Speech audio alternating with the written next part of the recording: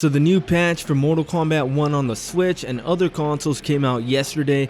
We're now on patch 1.25 with a digital file size of 45.5 gigabytes. Today, that's what we're going to be taking a look at. Since this is a channel for the Nintendo Switch, we're going to be focusing on that version of the game. With this patch, we also got a bunch of balance changes, and the big main event was the new DLC character, Ghostface. You can see him here, what he looks like on the Switch, and later on, we're also going to have some comparison footage. Before we go any further, the like button is feeling kind of lonely and would like some attention. So be a dear and hit that real quick. If you're on the Switch and you want to find more players to play MK1 with, we've got a bunch of high-level players in my Discord that you can meet up with and play some matches with. There's going to be a link to my Discord in the description, so make sure to check that out. But in getting to the video, here we can see what Ghostface looks like on the Switch with both of his intros. In addition to that, here's what he looks like in the clashing intro. I haven't had the time yet to actually play with him in training mode that much yet, but I am seeing a lot of people having a lot of fun with him, so I'm going to be checking him out proper in the next few days. Here's his couch finisher, and let me know if you can spot any differences between the Switch version and the PS5 version. Johnny Cage actually holds up pretty well, surprisingly, but we can see that they had to turn the TV model of Ghostface into a silhouette for the Switch. It's not really an issue if you ask me, it's just one of those sort of cutbacks that you should expect. The Switch version also received the new Mortal Kombat 2 DLC costumes for Melina, Kitana.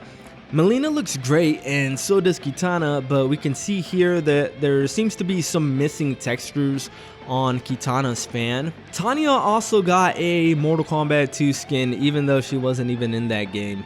And for some reason they decided not to put a mask on her even though she's ugly as shit. So yeah. Put a mask on her, please. I don't want to be looking at that face. There's also a few other skins that I wasn't too interested in, but I did go ahead and buy the Melina skin. Here's what they look like on the Switch, and unfortunately, it does look like none of these skins are free, so if you want them, you're gonna have to pony up the money. Frost and Serena are also getting some Christmas-themed skins, and what's strange is that the patch notes say that those skins were already added to the game, but I haven't been able to find them, and since we're still in November and these skins are Christmas themed, then we're probably gonna have to wait until next month before we're gonna be able to get to play them. But I am looking forward to playing the Serena skin for sure because she looks really good in that one.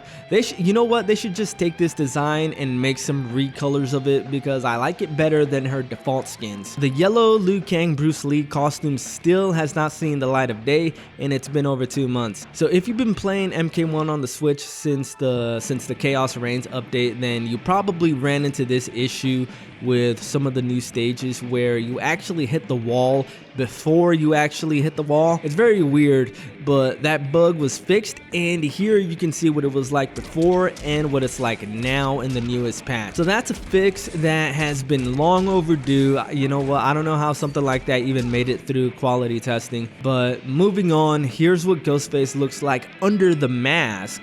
It's a character from the Scream movies. I'm not sure who it is because, believe it or not, even though I was raised in the 90s and the early 2000s, I actually have never seen a Scream movie all the way.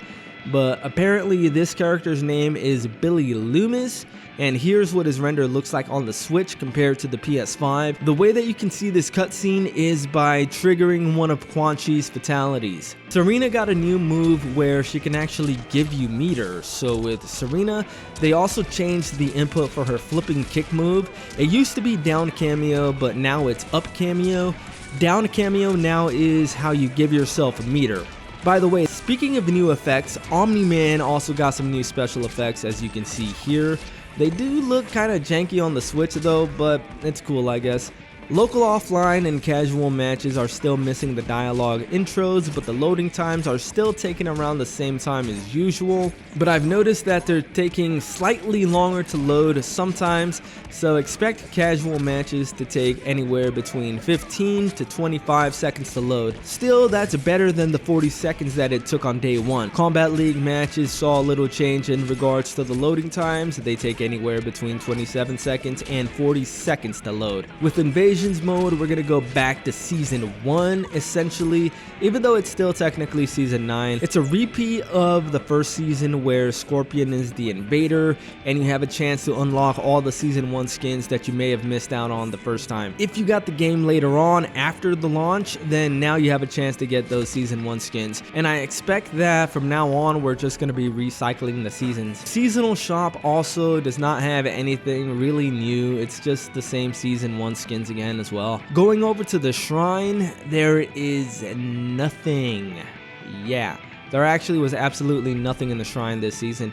I did a double take and tried it again because I thought that maybe something went wrong, but nope, it was not a mistake. There really is nothing in the shrine for this season. Also, I'm still hearing that some people are having problems with sound effects disappearing. This was a problem that started with the big Khaos Reigns update. NRS released an update a couple weeks later claiming that they fixed the problem, but I guess maybe that was not the case. So if you're still having this issue, then follow the guideline here to fix it right now. You want to go to accessibility and then scroll down to where it says detailed audio effects. When I got here, everything was set to 0 for some reason.